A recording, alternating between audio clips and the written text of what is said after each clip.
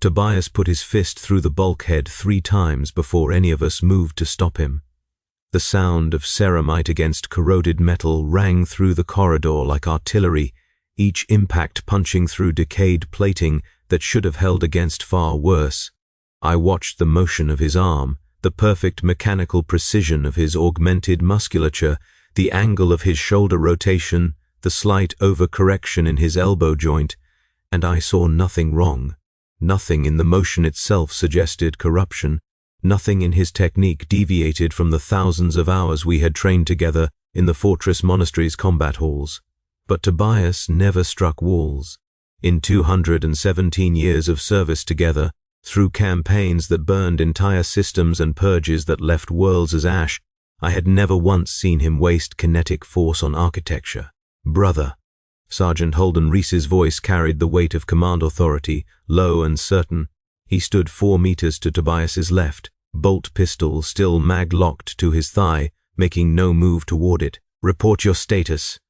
Tobias's fist hung in the air, knuckles deep in buckled metal. His breath came through his helm's external speakers in a pattern I recognized. Controlled, measured, the same rhythm he used before breaching fortified positions. When he finally withdrew his hand, fragments of rusted plating fell like dead leaves. I saw something in the recovery chamber, he said. His voice was unchanged. That was the first thing I noted, the first detail I would later wish I had examined more closely. His voice sounded exactly as it always had, deep, calm, inflected with the slight formality that marked him as throne-born rather than chapter-bred. When we retrieved the relic, I saw something and I cannot stop seeing it. The relic. I turned my attention to the stasis container mag-locked to Caleb Durant's back. The brushed adamantine surface revealed nothing, but I could feel its presence now that Tobias had drawn my attention to it. Not a psychic sensation, I possessed no witch sight, but something more fundamental, an awareness of wrongness, like realizing a familiar room has been rearranged in your absence. The container looked exactly as it had when we extracted it from the dead station's vault 3 hours prior. The same dimensions, the same surface scratches, the same authentication sigils burned into its shell by tech priest hands. But something about it had shifted, or perhaps something about my perception had shifted. What did you see? I asked, and later I would recognize this as my first mistake. Not asking the question, asking it in that way, with genuine curiosity rather than tactical concern. As if Tobias's vision might contain useful intelligence rather than contamination. His helm turned toward me. Behind the crimson eye lenses, I could see nothing of his expression. We had removed our helmets countless times in each other's presence over 2 centuries of brotherhood. I knew his face better than I knew my own. The scar that bisected his left eyebrow, the slight asymmetry of his jaw from a poorly set break during his neophyte trials, the way his eyes carried a permanent tiredness that all Astartes eventually developed, the weariness of warriors who had seen too much. But in that moment, looking at his sealed helm, I could not imagine what expression he wore beneath it. I saw how we end, Tobias said. All of us. Every battle brother in the chapter. I saw the manner of our ending, Marcus, and I understood that it is not our enemy who brings us to that conclusion. We end ourselves. We always have. Every victory is a step toward the final defeat, and we march willingly because we cannot imagine doing otherwise. Sergeant Reese's hand moved to his bolt pistol. I should have moved as well. Protocol demanded immediate isolation of any battle brother expressing ideological contamination. 200 years of conditioning should have overridden any hesitation. But I did not move, because I heard something in Tobias's words that frightened me more than heresy. I heard recognition. The dead station spun slowly through the void around us, its ancient superstructure groaning with tidal stresses that its failing stabilizers could no longer counter. 17 hours remained until the battleship Vigilant Resolve completed its patrol sweep and returned to extract our squad. 17 hours in a tomb station that had drifted silent for 4,000 years, its crew long since reduced to dust and corroded metal, its purpose forgotten, even by the Mechanicus archivists who had dispatched us to recover this single relic. We were 5 brothers, Sergeant Reese commanding, Tobias and myself line infantry, Caleb Durant heavy weapons, and Nathaniel Price, who had spoken perhaps 100 words in the decade since his ascension to full battle brother status, and who now stood near the corridor's aft hatch with his combat blade drawn, watching Tobias with the patient stillness of a hunting predator. 5 brothers in a dead station with something wrong in our midst, and none of us certain whether that wrongness lived in Tobias, or in the relic, or in the station itself. "Remove your helm," Sergeant Reese commanded. "Submit to visual inspection." Tobias did not move. "Brother." The sergeant's voice carried an edge now, the tone he used before issuing final warnings. That was not a request. "Remove your helm or I will have it removed." Still Tobias did not move.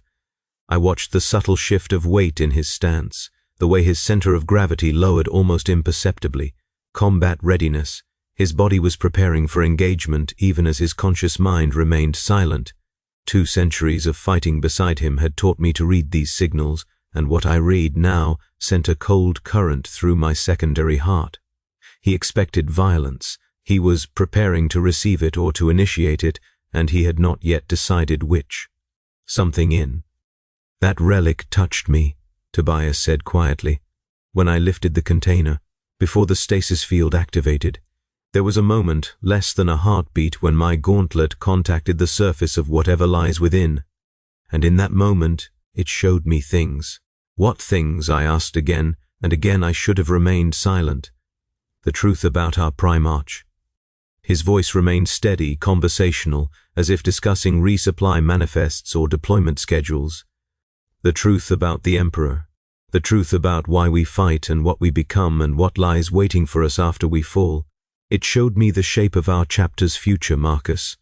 It showed me what we do to ourselves in the name of duty, and I understood that everything we believe about honor and sacrifice is a story we tell ourselves to make the slaughter bearable. Sergeant Reese's bolt pistol cleared its holster, but Tobias was already moving, not toward Reese, toward the relic. His hands reached for the stasis container on Caleb's back, and I saw his fingers close around the release mechanism that would pop the seals and expose whatever lay within to the station's dead air. Caleb tried to turn. Too slow. Tobias was faster than he had any right to be, his movements carrying a fluidity that exceeded even Astartes' enhancement. The container's seals broke with a sound like cracking bone, and golden light spilled into the corridor. I had seen many things in my 2 centuries of service.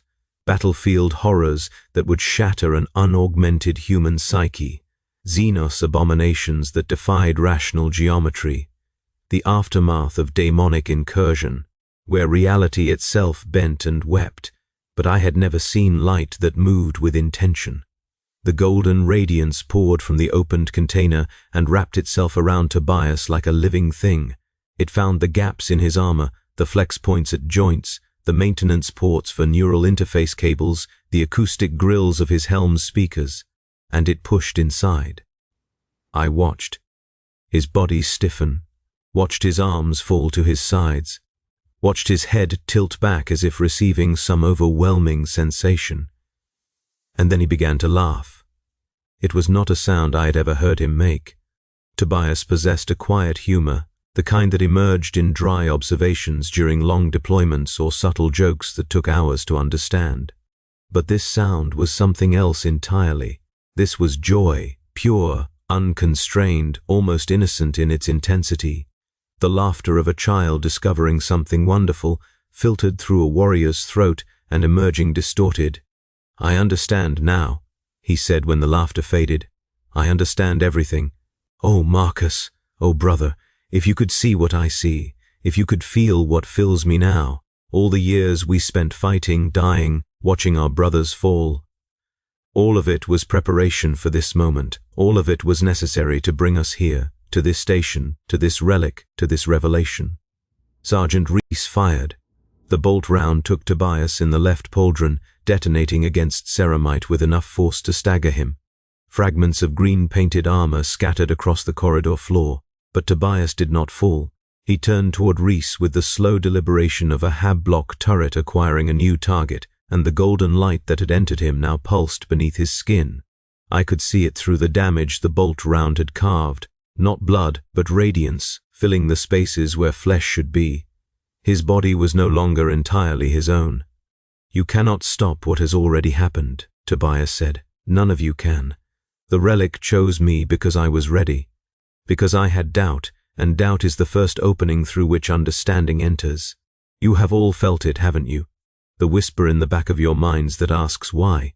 Why do we fight? Why do we die? Why do we sacrifice everything and receive nothing but more war in return? The Imperium has no answer for that question. The Emperor has no answer, but I do now. I have the answer, and it is beautiful, and it is terrible, and it is true." Caleb's heavy bolter came up. Nathaniel moved to flanking position. Sergeant Reese sighted for a second shot, and I stood frozen, my combat blade half drawn, watching the transformation unfold. Because I had felt that whisper, the one Tobias described. I had felt it during long deployments when victory seemed meaningless. I had felt it while standing over the bodies of fallen brothers, knowing their sacrifice had purchased only more sacrifice. I had felt it in the quiet hours between engagements, when the weight of our eternal war pressed down with sufficient force to crack even genetically modified resolve. Doubt. The acknowledgement that perhaps our duty served no purpose beyond its own perpetuation. And now I watched doubt take form in my brother's body, reshaping him into something new. The changes came slowly at first. The golden light beneath his damaged pauldron spread outward, tracing the lines of his armor's power cables, filling them with phosphorescent intensity. His movements grew smoother, more economical, as if centuries of trained muscle memory were being refined and perfected by something that understood combat at a level beyond mortal comprehension. His voice changed next. The deep calm I had known for 200 years developed undertones, harmonics that should not have been possible through human vocal cords. When he spoke, I heard echoes beneath his words, as if other voices spoke simultaneously, saying the same thing in languages I could not identify. Marcus. The way he said my name made my skin crawl beneath my underarmor. Too much affection, too much familiarity, as if he knew me better than I knew myself. You are the one I wanted most to understand. The others will fight because fighting is all they know. But you have always questioned. You have always sought meaning beyond orders, beyond duty, beyond the simple transaction of violence for survival. I know. This because I have known you for 2 centuries, and because what I carry now can see into the hearts of those who doubt. Whatever is speaking through you, I said carefully, it is not my brother. Tobias Crest would never. Tobias Crest is still here. He tapped his chest, the gesture almost playful. I have not been replaced. I have been completed. Everything I was remains, everything I believed, everything I experienced, every memory of our brotherhood. But now I see those things clearly. I see how they fit into a larger pattern. I see the purpose behind our service, and it is not the purpose we were taught. Sergeant Reese fired again. This time the bolt round struck Tobias's chest plate, center mass, and the detonation should have staggered him again at minimum. It did not. The round struck, exploded, and the golden light simply absorbed the kinetic force. Fragments of ceramite peeled away from his torso, revealing more of that impossible radiance, and Tobias did not even shift his stance. You cannot kill me anymore, he said, and the sadness in his voice seemed genuine. I wish you could. I wish there was an easy ending to this for all our sakes. But I have been given a gift, and that gift includes the ability to withstand the weapons of my former brothers. The thing in the relic, it is not a weapon, it is not a daemon, it is something older than either, something that remembers when the galaxy was young and the wars we fight now had not yet been conceived. It chose me because I was ready to receive it. And now it shows me everything. What does it show you? I asked, and this time the question came from somewhere deeper than tactical curiosity. Tobias turned toward me fully. The golden light pulsed beneath his skin in slow rhythm, like a heartbeat far too measured to be human. Behind his helm's eye lenses, I saw something new, a flicker of that same radiance, as if his eyes themselves had begun to glow. It shows me that the Emperor is not what we believe. Him to be, he said. It shows me that the Primarchs were experiments, not saviors. It shows me that the Imperium we serve was never designed to protect humanity, only to use humanity as fuel for a war that cannot be won and was never meant to be won. We are tools, Marcus, all of us, every space marine, every Imperial citizen, every soul that lives and dies in the Emperor's name. We are tools being ground down in a machine that serves no purpose beyond its own continuation. Heresy, Sergeant Reese said, but his voice had lost its certainty. Truth, Tobias replied. The distinction between heresy and truth has always been determined by power, not by accuracy. What I speak is true, what I have been shown is verifiable, and if you were willing to look, truly look at the relic I carry within me now, you would see the same things. You would understand the same truths. You would finally know why the Imperium forbids questions, forbids doubt, forbids any challenge to its endless war. Because the moment we stop fighting, we begin to see, and what we see is unacceptable. Nathaniel attacked without warning. His combat blade sliced through the air in a perfect arc, targeting the exposed portion of Tobias's torso where the bolt rounds had stripped armor. It was a killing stroke, precisely aimed at the secondary heart. The blade stopped 3 centimeters from Tobias's skin, not deflected, simply stopped, as if the air itself had become solid. Nathaniel's arm trembled with the force of his attempted follow-through, but the blade would not advance. Tobias reached up and closed his hand around the blade. The edge cut into his gauntlet, but no blood emerged, only more golden light spilling from the wound like liquid flame. I do not want to hurt any of you, Tobias said. Please understand that. Whatever I become, I do not wish to harm my brothers. But I will not permit you to prevent me from completing my transformation. Too much depends on what I am becoming. Too much depends on the truth I now carry. He pushed, and Nathaniel flew backward, not through any visible force, simply displacement, as if the space between them had expanded violently. Nathaniel struck the corridor wall and collapsed, his armor's systems flickering. What are you becoming? I asked. My blade was in my hand now, though I did not remember drawing it. What truth could possibly be worth this? Tobias looked at me, and through the growing glow behind his eye lenses, I glimpsed something that might have been sorrow. I am becoming what we were always meant to be, he said, before the Emperor, before the Primarchs, before the long war that has consumed our species for 10,000 years. Humanity was meant for something more than endless conflict. We were meant to transcend, to grow beyond the limitations of flesh and doubt and fear. But the Emperor needed soldiers, not transcendence. He needed weapons, not wisdom, so he designed us to fight forever, never realizing that every victory moves us farther from what we could have become. The Emperor protects, Sergeant Reese said, the words automatic, the faith behind them cracking. The Emperor feeds, Tobias replied, on faith, on souls, on the psychic energy of 10 trillion believers who pour their devotion into the Golden Throne each day. He is not protecting humanity, he is consuming it, and we— He spread his arms and the golden light flared brighter. We are the shepherds who deliver the flock to the slaughter, never knowing what our loyalty truly costs. The station groaned around us. I felt vibrations through my boots, deep structural sounds that suggested something fundamental was shifting, whether the station itself was responding to Tobias's transformation, or whether the stresses of its long drift had finally exceeded tolerance, I could not determine. We need to move, I said. Whatever is happening to him, we cannot stay here. The station is becoming unstable.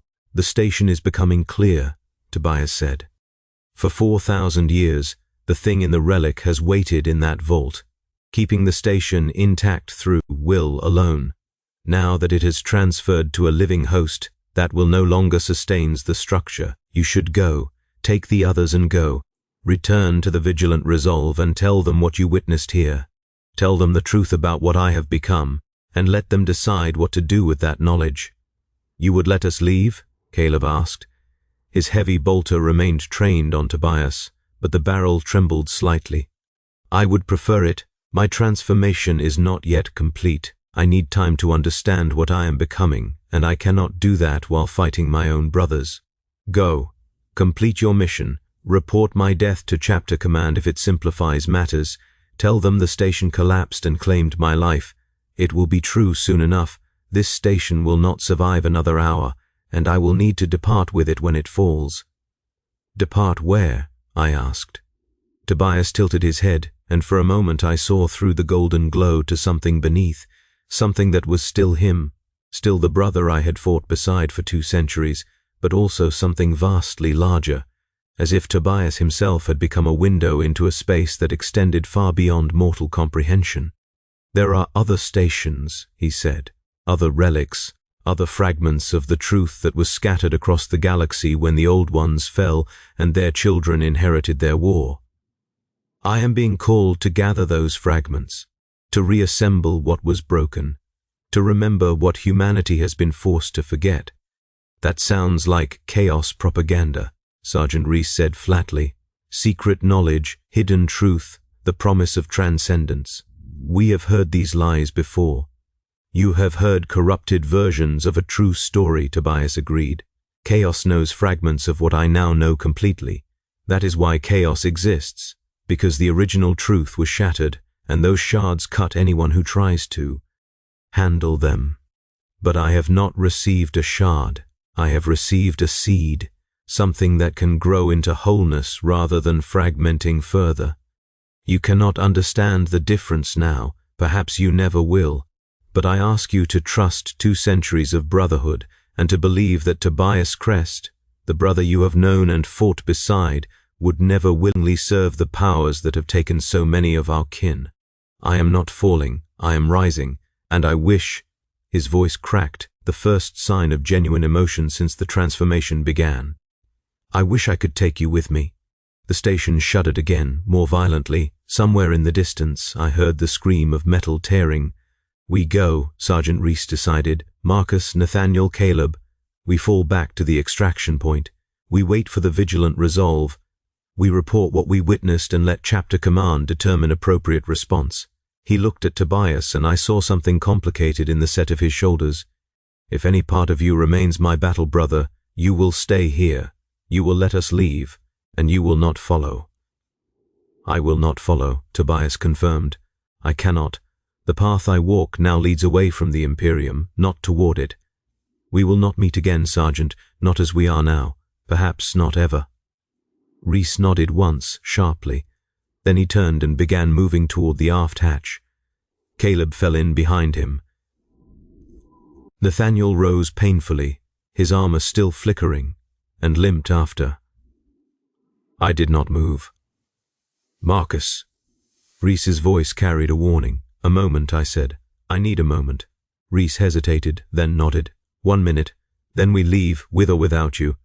I waited until the others had moved beyond the corridor's curve. Then I approached Tobias, stopping just outside arm's reach. "Is it true?" I asked quietly. "Any of it? Or is this just another lie that something ancient and corrupt is feeding you to make its invasion feel like revelation?" Tobias was silent for a long moment. The golden light pulsed beneath his skin in slow waves, and I could smell something now, ozone, and beneath it, something older. Something that reminded me of the void between stars, the cold spaces where even radiation fears to travel. "I cannot prove anything to you," he said finally. "Whatever I say, you will have reason to doubt. If I tell you it is true, you will wonder if the corruption is speaking. If I tell you it is false, you will wonder why I warn you. There is no statement I can make that will satisfy the question you are really asking." "What question is that?" He reached up and unsealed his helm. The clasps released with a soft hiss, and he pulled the ceramite shell away, and I saw his face for the first time since the transformation began. He looked the same. That was the horror of it. He looked exactly the same. The scar across his eyebrow, the asymmetrical jaw, the permanent tiredness in his eyes. But his eyes themselves had changed. The irises, once dark brown, now held flecks of gold that moved like living things. And when he looked at me, I felt seen in a way I had never experienced before. "The question you are really asking," Tobias said, "is whether you should follow me, whether the doubt you have carried for decades, the same doubt I carried, means you are ready for what I have received." whether this is your moment of transcendence or your moment of temptation. I said nothing. I cannot answer that question for you. No one can. That is the nature of the choice. It must be made alone, with full knowledge that certainty is impossible. But I can tell you what I feel, now that the transformation has progressed. I feel clear. I feel whole. For the first time in 2 centuries, I feel as if I understand why I exist, and the answer is not war. It is not sacrifice. It is not the endless grinding consumption of our souls in service to a corpse who cannot hear our prayers. That sounds like peace, I said. We were not made for peace. We were made for whatever purpose our creators chose. But we do not have to accept that purpose. That is the truth the Imperium forbids. We can choose. We can become something other than what we were designed to be. The Emperor made us to fight forever. But I am choosing to stop fighting. I am choosing to seek understanding instead of victory, and if that choice damns me—" He smiled, and the expression held a warmth I had not seen on his face in decades. "Then at least I will be damned for something I chose, rather than for duties I inherited." The station screamed. A section of ceiling collapsed 50 meters down the corridor, filling the air with dust and debris. The deck tilted beneath my feet. "Go," Tobias said. "Your brothers are waiting. Whatever choice you make it freely. But make it elsewhere. This station has minutes left, and I would not have you die here, pulled down by a structure that cannot survive without the will that once sustained it." I looked at him, at the gold in his eyes, at the light beneath his skin, at the face I had known for 200 years, and I felt the doubt he had named pulse within me like a second heartbeat. Then I turned and ran. The corridors blurred past me as I sprinted toward the extraction point. Behind me I heard more collapses, more structural failures, the dying groans of a station finally succumbing to the decay it had resisted for millennia. I did not look back. I did not allow myself to wonder what was happening to Tobias as the structure fell around him, whether he would survive, whether he would escape into whatever strange path he had chosen. I focused on the extraction point, on the beacon we had established for the Vigilant Resolve shuttle, on the duty I had accepted when I became a space marine 217 years ago, before I had learned to doubt. Sergeant Reese and the others were waiting at the extraction point, a cleared section of the station's hull where we could transmit through the interference that permeated the dead. Structure. Caleb had already activated the beacon. Nathaniel sat against a wall, his armor still flickering, one hand pressed to his chest where something internal had cracked. "Report," Reese said as I approached. He let me go. I sealed my helm, not wanting them to see my expression. He said he would not follow. He said his path leads away from the Imperium. And you believe him? I considered the question. I considered Tobias's face, the gold in his eyes, the warmth in his smile. I considered 2 centuries of brotherhood, of trust earned through shared blood and shared sacrifice. "I believe he means what he says," I answered carefully. "Whether what he says is true is a different question. But Tobias Crest, the brother we knew, he is still in there. Changed but present. Whatever took him, it did not erase him." Reese was silent for a moment. "Then, that makes it worse." I could not argue. The station continued to die around us. We waited for the shuttle, while sections of hull peeled away, while ancient systems failed one by one, while 4,000 years of stasis finally surrendered to entropy. I watched the darkness beyond the viewing ports and tried not to think about what Tobias had said. The Emperor feeds. We are tools. The war was never meant to be won. Heresy, obvious, transparent heresy, the kind that any properly conditioned space marine should dismiss without consideration. But I could not stop considering. I could not stop replaying his words, examining them for the lie that should have been obvious, and finding instead a terrible coherence. Every war I had fought, every world I had burned, every brother I had buried, what had any of it accomplished? The enemies remained, the threats multiplied, the Imperium grew weaker year by year, century by century, grinding itself down against foes that could not be defeated, because defeating them would end the war, and the war could never end. The shuttle arrived 18 minutes before the station's final collapse. I watched from the viewing port as the structure fell in on itself, compacting into a mass of twisted metal that would drift through the void for another eternity. Somewhere in that collapse, Tobias was either dying or escaping, and I could not determine which possibility disturbed me more. We returned to the Vigilant Resolve in silence. The debriefing lasted 4 hours. Sergeant Reese delivered his report with the flat precision of a veteran who understood that accuracy mattered more than interpretation. He described the recovery of the relic, the accidental contact, the transformation, the combat, the evacuation. He described Tobias's words without editorializing, letting the chaplains and librarians draw their own conclusions. When my turn came, I confirmed everything Reese had said. I added my own observations, the specific changes I had witnessed, the nature of the golden light, the way Tobias's movements had shifted as the transformation progressed. I described our final conversation without revealing the doubt it had awakened in me. The chaplain who presided over the debriefing was a veteran named Ezra Cross, and his eyes never left my face as I spoke. When I finished, he asked a single question. "Do you believe Brother Crest's soul can be saved?" I considered lying. The politically correct answer was obvious. No soul touched by corruption could be reclaimed, and Tobias should be logged as killed in action, his memory honored but his fate sealed.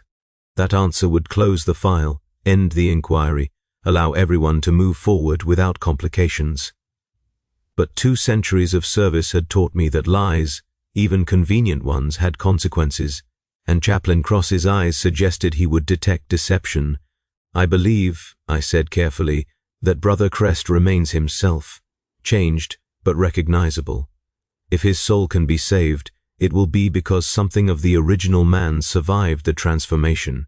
Whether that survival is possible, whether his new nature permits redemption, I cannot say. That is a matter for those with greater wisdom than mine." Cross watched me for a long moment, then he nodded, made a note in his data slate, and dismissed me. I returned to my cell expecting to find peace in the familiar surroundings, the narrow cot, the armor stand, the small shrine to the Emperor that occupied one corner. Everything exactly as it had been for the decades I had served aboard the Vigilant Resolve, but the peace would not come. I lay in darkness and replayed Tobias's words until they lost meaning, then regained it in new configurations. I examined my doubt from every angle, searching for the flaw that would allow me to dismiss it. I prayed to the Emperor for guidance, for certainty, for the unwavering faith that had sustained me through 2 centuries of war. The Emperor did not answer. He never had, but I had always attributed his silence to my own unworthiness. Now I wondered if there was no one listening at all. 3 days passed. I performed my duties. I attended training sessions. I maintained my equipment. I participated in the rituals that punctuated our daily existence, the prayers, the litanies, the endless repetitions of faith that were supposed to armor us against corruption. But the armor felt thin now. Every litany contained phrases I had spoken 1,000 times without truly hearing them, and now those phrases rang hollow. The Emperor protects, but we were the protection, buying time with our lives for a species that could not protect itself. Duty is our shield, but duty to what? To an empire that devoured its own citizens to power a war that would never end? Tobias's words had planted something in me. Not corruption. I underwent 3 separate purity scans after the debriefing, and all returned clean, but something more subtle, a splinter of perspective that I could not remove. On the 4th day, Chaplain Cross summoned me to his chambers. The chaplain's quarters were Spartan even by Space Marine standards. A cot, a writing desk, a single window that looked out on the void. The walls were bare except for a single image of the Emperor in his aspect as the Illuminator, golden light radiating from his form. I looked at that image and thought of the golden light that had filled Tobias. "You have been troubled since your return," Cross said without preamble. "Your brothers have noticed. Your performance remains acceptable, but your spirit is unsettled. Tell me what weighs upon you." "I witnessed a brother fall," I said. "That weight is expected. You have witnessed brothers fall before, 17 by my count, over the course of your service. Each one grieved, processed, and released, according to proper practice. This is different. Cross moved to stand before me, close enough that I could smell the sacred oils that anointed his armor. What did Tobias say to you during your final conversation? The conversation you reported accurately but incompletely? I should have expected this. Chaplains were trained to detect omissions as well as lies. He spoke of doubt, I admitted. He said I had carried doubt for decades, the same doubt he carried before his transformation. He suggested that doubt was what made him ready to receive whatever took him. And do you carry such doubt? The question hung in the air between us. I could lie. I could claim perfect faith, unshakable conviction, the unwavering certainty that was supposed to characterize our kind. Cross might even believe me. But the splinter of perspective that Tobias had planted would not allow the lie. Yes, I said. I carry doubt. I have carried it for longer than I realized, and watching Tobias transform, watching something fill the space where his doubt had been, I wondered if my doubt might be similarly filled. If there might be something waiting to complete me, as Tobias believed the relic completed him. Cross was silent for a long moment. Do you wish to be completed in such a fashion? No, the answer came immediately, and I was relieved to find it genuine. What happened to Tobias, whatever name we give it, was not completion. It was replacement. Something took his doubt and filled the space with certainty, but the certainty came from outside him. It was not understanding. It was infection. Then why does his transformation still trouble you? I thought about the question. I thought about Tobias's smile, the warmth in his eyes, the way he had spoken of choice and freedom, and becoming something other than what we were designed to be. Because he seemed happy, I said finally, genuinely, authentically happy, in a way I have not felt in decades, perhaps in a way I have never felt. And I cannot determine whether that happiness was true or whether it was simply another form of corruption, a lie designed to look like truth, manufactured to appeal to the exact doubts I carry. The enemy is skilled at counterfeiting joy, Cross agreed. That is one of its most terrible weapons. It offers transcendence, fulfillment, an end to questioning. And those offers are lies, but they are lies that resemble truth closely enough to deceive even the faithful. How do we distinguish them, the lies from the truth? Cross looked at me for a long moment, then he moved to his writing desk and retrieved something, a data slate, its surface scarred with age. Brother Tobias is not the first to be taken by such an entity, he said. I have records of 17 similar incidents across the chapter's history. In each case, the corrupted brother spoke of truth, of completion, of freedom from the burden of doubt. In each case, the transformation appeared to bring peace rather than torment, and in each case, he handed me the slate. The outcome was the same. I looked at the records, 17 incidents spanning 6,000 years of chapter history, 17 brothers who had touched something ancient and been changed by it. 17 transformations that began with golden light and whispered truths, and 17 outcomes, all identical. Within months of their transformation, each brother had been destroyed, not by their former brethren, not by the Imperium's forces, but by themselves. Their bodies had burned out, consumed by the energies that filled them. Their minds had shattered, unable to sustain the perspectives they had been given. Their transformations, which had seemed so peaceful, had accelerated into collapse. The golden light was not completion, it was kindling, and eventually, the fire it fed consumed everything. Tobias will burn, Cross said quietly. Whatever truth he believes he carries, whatever purpose he believes he serves, his body and mind cannot sustain what has been done to them. The ancient thing that took him does not care about his survival. It uses hosts until they break, then moves to others. He has months at most, perhaps only weeks. I stared at the records. I thought about Tobias's face, his smile, his certainty. I thought about the peace he seemed to have found and the price he would pay for it. Does he know? Almost certainly not. The corruption does not reveal its true nature until the end. He believes himself transformed, elevated, completed. He will continue to believe this until his body fails and his mind burns out, and even then, the thing inside him may offer one final lie, that his death serves a greater purpose, that his sacrifice matters, that the truth he carried will survive him. And will it survive him? Cross shook his head. The truth he carries is not truth at all. It is a parasite's justification for its own hunger. The ancient things that drift in void space have no purpose beyond continuation. They wrap themselves in philosophy because philosophy makes hosts more willing. But the philosophy itself is empty. It means nothing. It leads nowhere. It is simply the shape that manipulation takes when dealing with beings capable of abstract thought. I thought about this. I thought about Tobias's words, the careful arguments he had made, the way his corruption had seemed so reasonable. Then what about my doubt? I asked. If the enemy uses doubt as an entry point, how do I address my doubt without opening myself to similar corruption? Cross smiled, and the expression held something I had not expected, understanding. Doubt is not the entry point, he said. The entry point is isolation. The brothers who fell, all 17 of them, fell because they kept their doubt secret. They nursed it alone, let it grow in darkness, let it become a hollow space that could be filled by outside forces. Tobias was the same. He doubted in silence for years before the relic found him. His doubt had hollowed out a space inside him, and when the corruption came, it poured into that space like water into an empty vessel. But if I speak my doubt, then it is no longer secret. It is no longer a hollow space. It becomes something we address together, openly, in the light of shared understanding. Doubt that is spoken can be examined, refined, answered. Doubt that is hidden only festers. I looked at the chaplain, at the image of the emperor behind him, at the void outside his window. I doubt the purpose of our war, I said.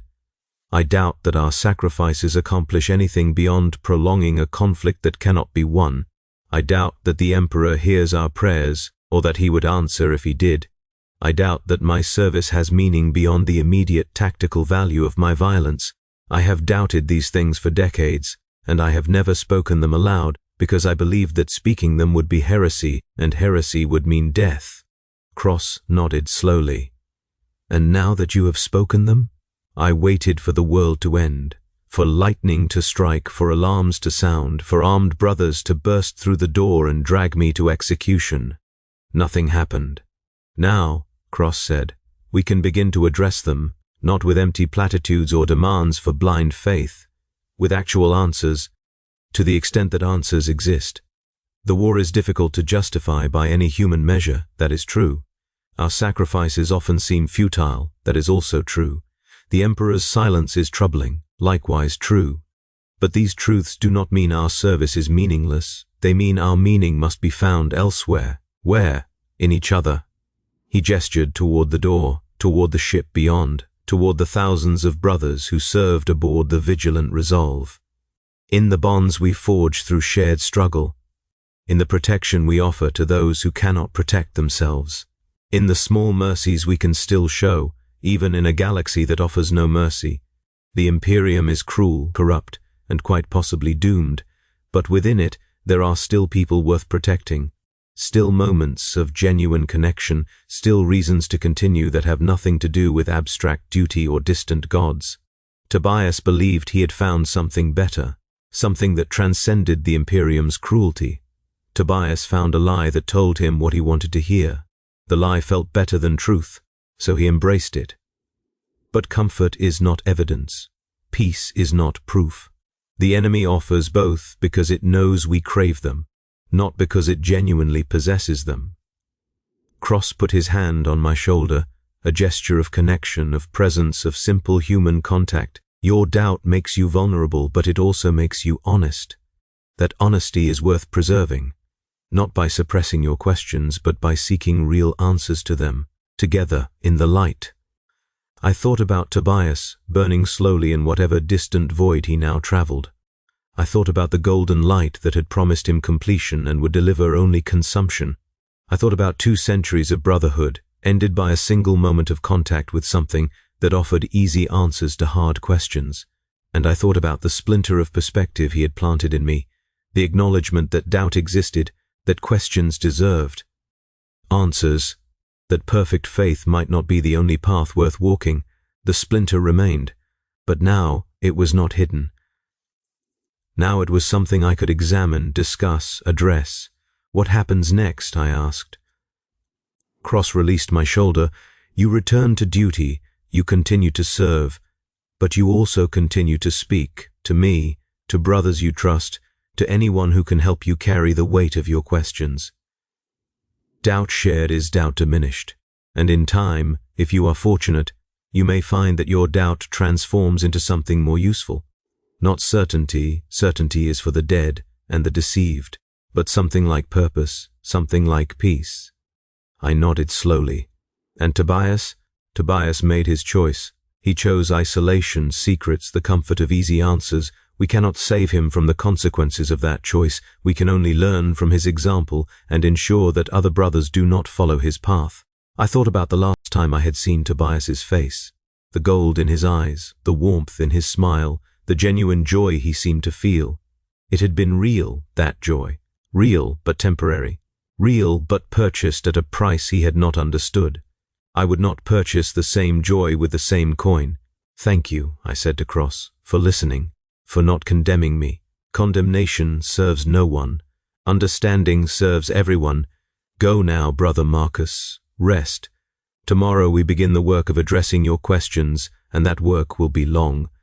I left his chambers and walked the corridors of the Vigilant Resolve, passing brothers who nodded in greeting, servitors who shuffled about their endless tasks, crew members who averted their eyes from my armored bulk. Everything looked the same as it had before the mission to the dead station. But I was not the same.